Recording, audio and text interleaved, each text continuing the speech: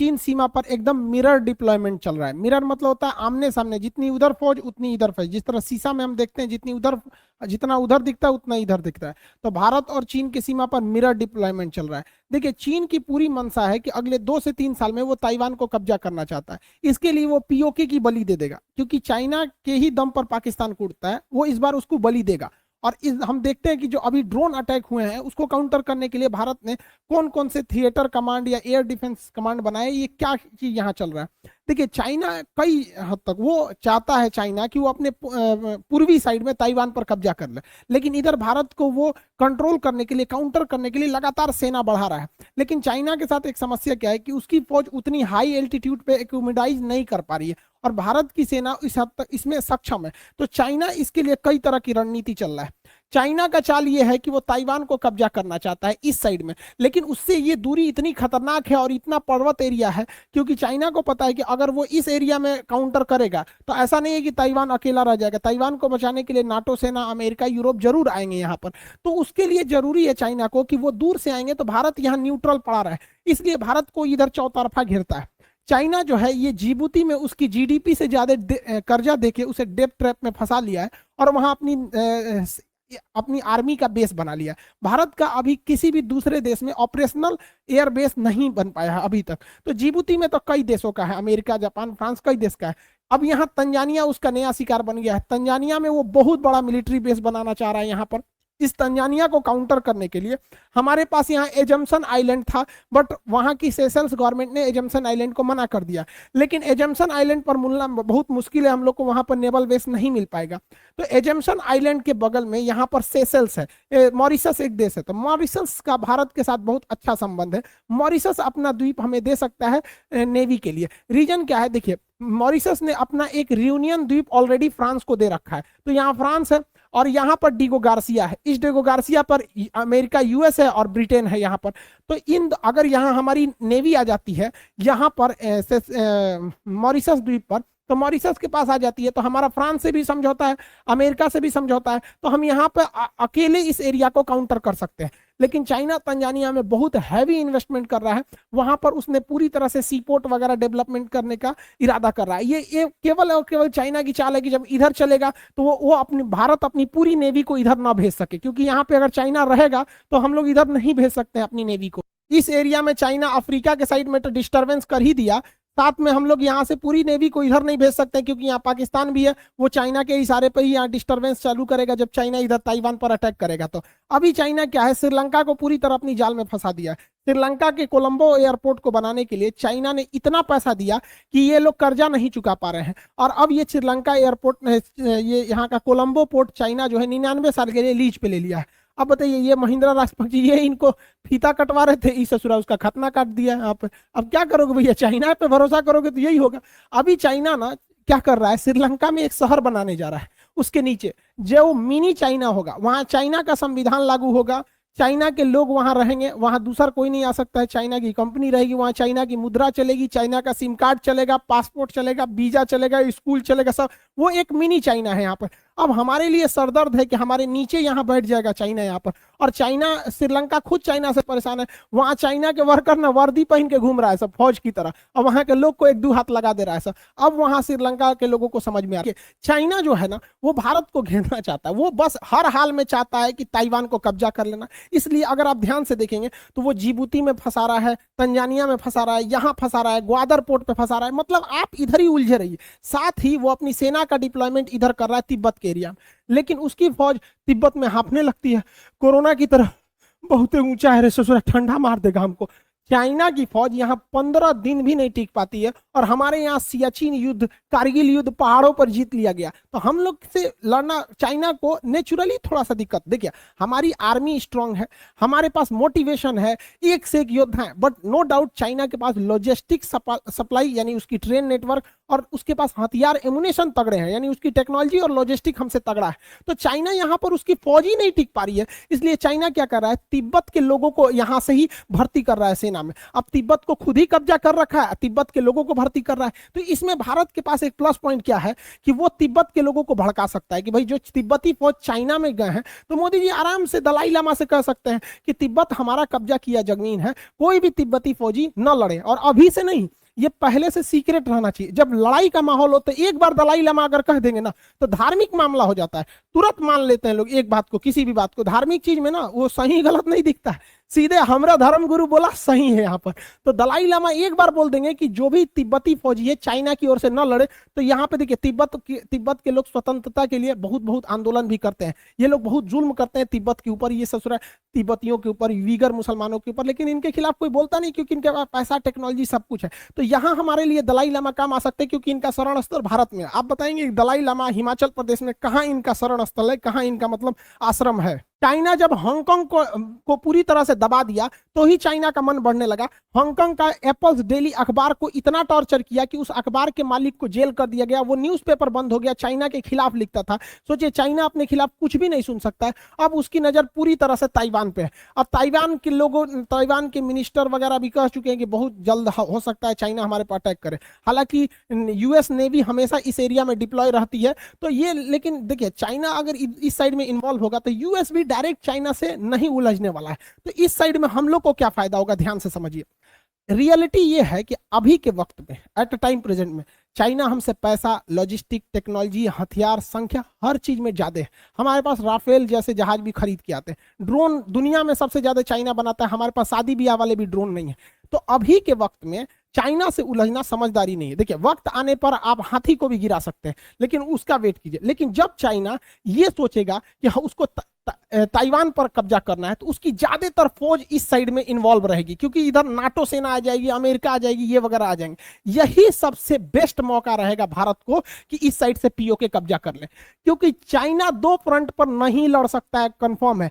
China के लिए first priority रहेगी ताइवान को कब्जा करना। इसी वक्त अगर हम पीओके पर हमला करके ये लेते हैं तो उस वक्त चाइना पाकिस्तान को मरते छोड़ देगा, ये गारंटी। इसलिए उसने उसको डुप्लीकेट हथियार भी दे रखे हैं और सीधे कह देगा हम क्या कर सकते हैं यहाँ पर। और अगर एक बार में पीओके आ गया तो भैया ये सीपीईसी जो सड़क है, ये चाइना से कनेक्टिविटी टूट गया, ससुरे ग्वादर बंदरगाह तुम्हारा काम खत्म। अब तुमको ग्वादर बंदरगाह के लिए घूम के आना पड़ेगा। यहाँ हमारा अंडमान निकोबार है, तुम्हारा खूब अच्छा से परछावन किया जाएगा, थूर थार के मुंह हाथ। यहाँ से भारत इसके लिए तैयारी भी कर रहा है। भारत ने क्या किया है, अपने साइड यहाँ पर कर्नाटक के कारवार में बहुत बड़ा नेवल बेस बना रहा है, एशिया का सबसे बड़ा नेवल बेस, और एक विशाखापट्टनम में इधर में। अब इन दोनों की खासियत समझिए। पहले नेवल बेस कारवार का समझते हैं, फिर विशाखापट्टनम का समझते हैं। देखिए कारवार में ऑपरेशन सी बर्ड, जो प्रोजेक्ट सी बर्ड है, प्रोजेक्ट सी बर्ड के तहत वहां सबसे बड़ा नेवल बेस बनाया जा रहा है। वहां नौसेना की जहाजें आएंगी, लंगर डालेंगी,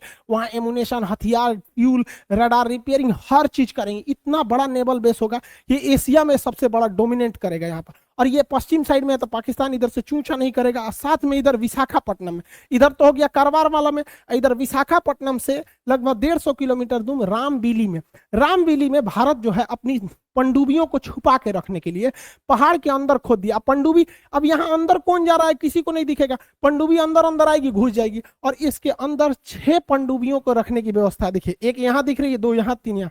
ये पनडुब्बी छोटी मोटी नहीं होती है, ट्रेन की साइज की होती है सर। ट्रेन समझते हैं ना, जो रेलगाड़ी उतना बड़ा होती है सब, और पानी के अंदर चलती है सब।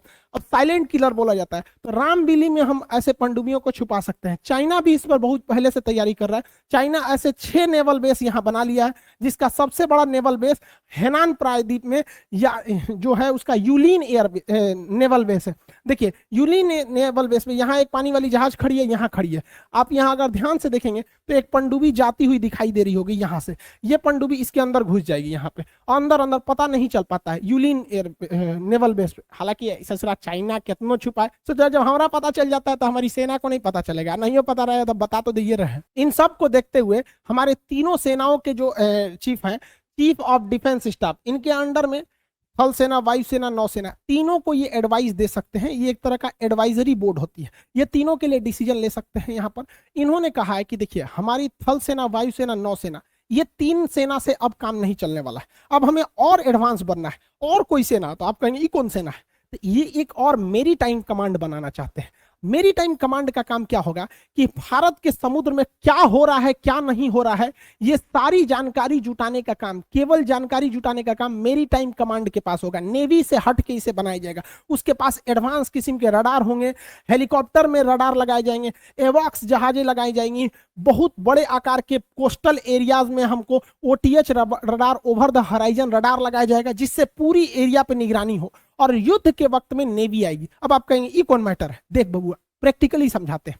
जब आप बीमार पड़ते हैं तो डॉक्टर आपकी बीमारी का पता नहीं करता, वो जांच के लिए जांच घर में भेज देता है। जब वहां से पता चलता है तब इलाज करता है। जैसे मान के चलिए आप कहेंगे डॉक्टर साहब भैया दुखा रहा है, दुखा रहा है, एक काम करो अल्ट्रासाउंड करा के आओ यहाँ पे, तो दूसरे जगह भेजेगा अल्ट्रासाउंड कराने, वो रिपोर्ट देगा अगर किडनी खराब है, किडनी का खराब, निकाल के फेंक दे इसका।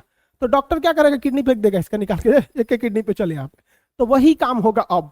हमारी नौसेना केवल काटने का काम करेगी और पता करने का काम, काटना किसको है, थूरना किसको है, ये करेगी मेरी टाइम कमांड। तो बाहर भैया बिपिन रावत जी बहुत बहुत बहुत बहुत बढ़िया काम किए यहाँ पर। और ऐसा एक, ये तो एक कमांड हो गया। अभी देखिए, ये तो नेवी के लिए है, अब देखिए एयरफोर्स के लिए। इन्होंने कहा कि हमारी जो एयर क्षेत्र है, यहां पर भी जो हमारी एयरफोर्स है, इसका काम ये नहीं है पता करना कि कौन आया, ड्रोन आया, जहाज आया, क्या ना। एयरफोर्स का काम केवल थूरना है, जांच करने का काम हमारी एयर डिफेंस कमांड करेगी। तो अब एक एयर डिफेंस कमांड बनने वाला है, जिसके पास हैवी रडार होंगे, सैटेलाइट सिग्नल होंगे, उसके पास एक से एक एवॉक्स विमान होंगे जो पूरी भारत में निगरानी करते रहेंगे कि कोई घुस तो नहीं रहा है यहाँ पर। इसके अलग अलग कमांड्स बनाए जाएंगे और पूरे भारत को रडार पर ट्रैकिंग किया जाएगा। और जब पता चलेगा हाँ ससुरा इधर आ रहे हैं, तो जांच हो गया। अब डॉक्टर साहब को बताया जाएगा। डॉक्टर कौन है? राफेल, सुखोई, मिग 29, ये डॉक्टर है, उठेंगे सर ऑपरेशन करके धक देंगे सर, क्या सर तो नहीं। तो ये बनने वाला है हम लोग का एयर डिफेंस कमांड। इसी एयर डिफेंस कमांड के पास जिम्मेदारी रहेगी ड्रोन को काउंटर करने के लिए। अब ड्रोन को काउंटर करने के लिए छोटे साइज के रडार आते हैं और इनकी संख्या बहुत ज्यादा लगानी पड़ती है, जो एयरफोर्स के लिए एक हेडेक बन जाएगा। इसलिए ये काम एयरफोर्स से हटा के किसके पास हो जाएगा? एयर डिफेंस कमांड के पास। अब एयर डिफेंस कमांड के पास रडार हैवी पावर के होंगे। अब इनके पास दो तरीका होंगे, एक सॉफ्ट किलिंग, आराम से काटो। सॉफ्ट किलिंग में क्या किया जाएगा? इस रडार का सिग्नल जाम किया कर दिया जाएगा, बस इस ससुरा हुए में रुक जाएगा, कहेगा ए चाचा बोलिए ना दहीने जाए कि बाएं, ओके उंगलियां छोड़ देगा और वहीं रुक जाएगा, बैटरी खत्म, धाए दे नीचे गिर जाएगा। तो एक होता है सॉफ्ट किलिंग, लेकिन एक होता है हार्ड किलिंग, चाक से काट देने के लिए। तो हार्ड किलिंग के लिए लेजर बीम का यूज किया जाएगा। डीआरडीओ बना रही है और हम बहुत गुप्त रूप से हम लोगों ने इजराइल से समझौता कर लिया है यहाँ पर। तो ये हार्ड किलिंग, तो एक ही जगह पे दोनों रहेगा। छोट मोट ब्याह शादी वाला रहेगा तो उसको सॉफ्ट किलिंग, बड़ बड़ रहेंगे तो हार्ड किलिंग। लेकिन किलिंग, किलिंग मतलब किलिंग, चाहे वो सॉफ्ट किलिंग हो चाहे वो हार्ड किलिंग हो, समझा। इसके अलावा हमारा जो सबसे डिस्प्यूटेड एरिया रहता है, मतलब जो हाईली टेंशन वाला एरिया रहता है, वो यही रहता है। इसी एरिया में भारत को हमेशा टेंशन मिलते रहता है। चाहे ससुरा कभी डैम चौक में घुस जाता है, कभी यहाँ गलवान में घुस जाता है, कभी अक्साई चीन में घुसता है, कभी पीओके में, कभी इधर कभी उधर, यही वाला एरिया। तो इसलिए यहाँ भारत का पहला थिएटर कमांड बना दिया जाएगा, जहां नौसेना, वायुसेना, थल सेना तीनों एक के पास रहेंगे सर। एक के रूम में डिसीजन ले लिया जाएगा। पता चला वहां पर कौन घुसल है आतंकवादी, तो धाए दे, थिएटर कमांड का एक्शन कैसे होगा? आर्मी चलो, कमांडो चलो, पारा कमांडो चलो, हेलीकॉप्टर, राफेल, सुखोई सब चल जो ससुर, चोखा निकाल देगा सब अब ससुरन को। तो चोखा निकालने के लिए बनाया जा रहा है थिएटर कमांड। ये बहुत तगड़ा रहेगा हम लोग का थिएटर कमांड। अब देखिए ध्यान से, एक और यहाँ एक डिसीजन लिया जा रहा है हमारे सीडीएस के द्वारा। कहा जा रहा है कि आर्मी को ही कहा जाता है कि आप कश्मीर वगैरह में आतंकवादियों से लड़िए। खास करके कश्मीर में आतंकवादियों से लड़ने के लिए आर्मी ही रहती है वहां पे। अब आर्मी को बार बार डिस्टर्बेंस होता है, उसे चाइना के लिए खतरनाक हथियार रखे कि आतंकवादियों के लिए छोटे छोटे हथियार रखे, टेंशन हो जाता है।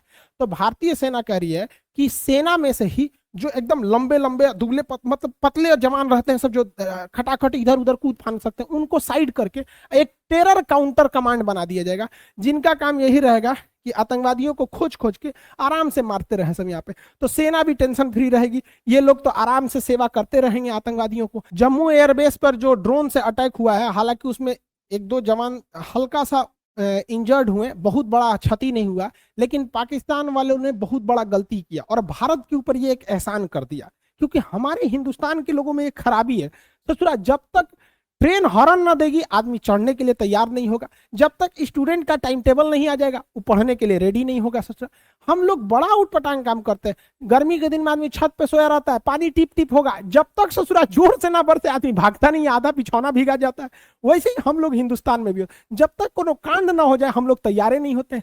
और पाकिस्तान वालों ने एगो छोटा सा चिटपुटिया वाला बम फोड़ के जम्मू एयरबेस पर कांड कर दिया। अब इस कांड से उनके ऊपर महाकांड होगा। रीजन क्या है कि हम लोग अब थर्ड एयर स्ट्राइक करेंगे, अब चाहे यह सर्जिकल स्ट्राइक हो या एयर स्ट्राइक हो। लेकिन हमें जहां तक लगता है कि अक्टूबर के महीने से ये नेवी का स्ट्राइक होगा। आप लॉजिक सोचिए, पहले थल सेना मारी सर्जिकल स्ट्राइक, उसके बाद अभिनंदन जी मारे एयर स्ट्राइक, का नेवी सबका हाथ ना खजुआता होगा। अब कराची स्ट्राइक होगा, पता नहीं उधरों कोई बम बम फोड़ दे सब वहां पर। तो ये 15 अगस्त के बाद ऐसी संभावना है। ये बिपिन रावत साहब ने भी कह दिया कि वक्त आने पर इसका जवाब दिया जाएगा। अब चूंकि 15 अगस्त से पहले पाकिस्तान में उसका 14 अगस्त को उसका जन्म दिवस है। पाकिस्तान की आजादी दिवस नहीं है, पाकिस्तान का 14 अगस्त को जन्म हुआ था, तो जन्मदिन मनाता है। हम लोग तो आजादी मनाते हैं, तो वो जन्मदिन मंगाता है, तो उस समय थोड़ी सी सिक्योरिटी रहती है। उसके बाद हम लोग उसको धोएंगे लोग। अब पाकिस्तान डरा हुआ है थर्ड स्ट्राइक की वजह से, तो ये रडार और एंटी डिफेंस मिसाइल खरीदा था, एंटी एयरक्राफ्ट। ये मिसाइल हुआ धुआं हो गया, जिस तरह तिरंगा मूवी में नहीं गैंडा स्वामी की मिसाइलें फू फू करके धुआं हो गए, इसमें मालवेयर आ गया है। ये ऐसा खतरनाक है, बटन दबा रहा है तो जो है जी को का करके जो है जी उसका मिसाइल रह जा रहा है। कौन दिया है? चाइना दिया है। यहाँ पे देख भैया, इमरान चचा तुमको समझा रहे हैं कि ये खुद चाहता है कि तुम लूटे रहो, क्योंकि तुम्हारी हालत जब जब खराब रहेगी तुम इनके पास भीख मांगते रहोगे।